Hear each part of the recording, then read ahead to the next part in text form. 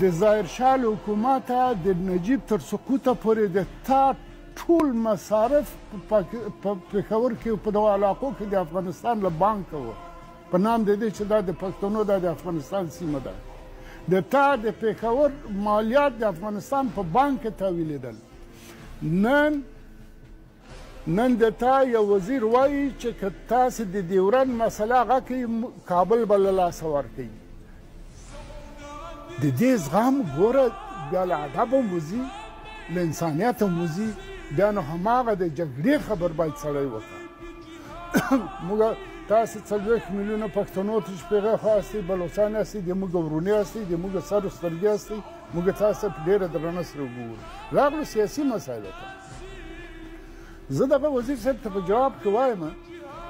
چې ته کابل نشي نیوای یا تا ځواب نیازي جامع صاحب درکړه ته نرشه خپل هیواد په داخل د هیواد کې مدافع وکړه ما خو لومړی مثال درته راوړ چې مجاهدین په پېښور کې پراته وه موږ نه ویشته چې دا تیری ده د بل په خاوره باندې په هغه وخت کې موږ دومره احترام کوو نو ته هم د ما خاورې ته احترام وکړه